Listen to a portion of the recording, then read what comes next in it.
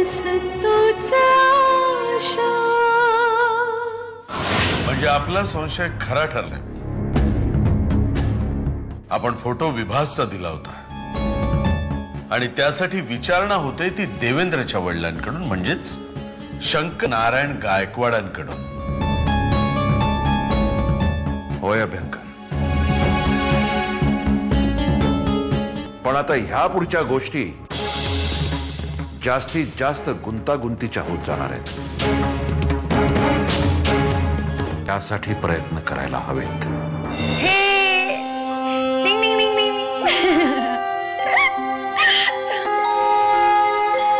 पाहिलंस ना दादा, कशा अवस्थेत यांनी त्या वेडीला घरात आणलंय.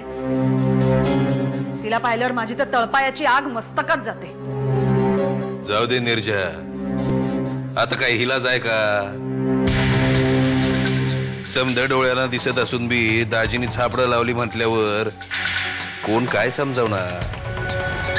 ही इथे आल्यापासून रोज काहीतरी नवीन नाटक चालू आहे. हसत तरी असते, नाहीतर रडत तरी असते. त्या बावल्याला घेऊन अंगाई काय गाते, त्याला अंघोळ काय घालते. Hello dad. रश्मी बेटा, दादासाहेब काही बोलले का ग मुक्ताबद्दल? डॅड, त्यांना खात्री पटलीये की मुक्ता फार वेडी झालीये म्हणून. ग्रेट. त्यांनी तिच्याविषयी सिंपथी वगैरे दाखवली. वंडरफुल बेटा. आता माझा एक काम कर, अजून ते घरीच आहेत ना? हो आहेत ना. गुड. मग आता तुला मी जे सांगतो ते त्यांना जाऊन सांग. काय? नीट ऐक.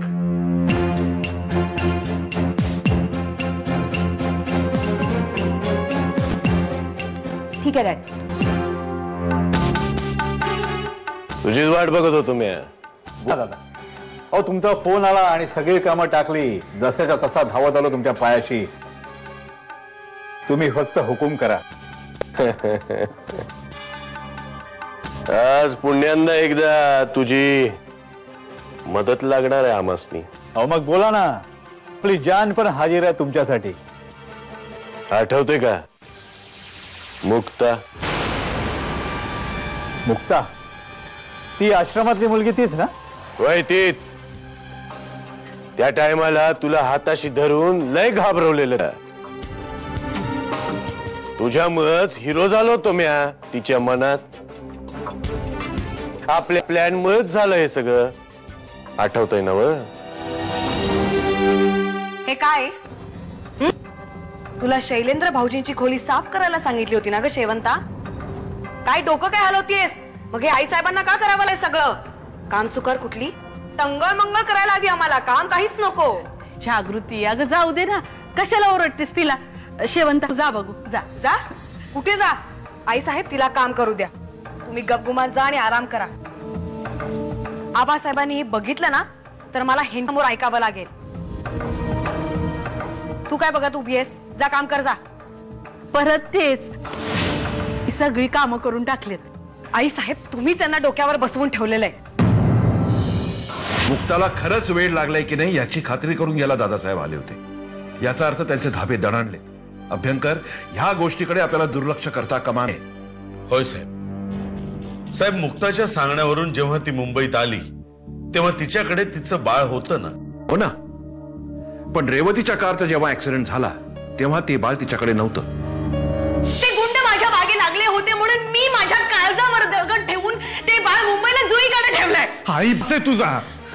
अगं ती जुई आश्रमात असते, ती मुंबईला कशी असणार? नाही विभास, जुई मुंबईला असते. गणेश प्रसाद बिल्डिंग शिवाजी पार्क दादर मध्ये असते ती. पण मुक्ताच्या अवस्थेपुढे जुईकडे माझं दुर्लक्ष हे आत्ता जाणवत आहे मला. कसंही करून या जुईचा शोध घ्यायला हवा. आम्हा ती बया अजून तिकडेच आहे का? वय पण असून नसल्यागतच अवस्था आहे. चांगली खातर जमा करूनच माघारी फिरलोय. आता त्या येडीची चिंता करायची काय बी गरज नाही. मरेस्तोवर ती शानीची अजिबात आशा नाही.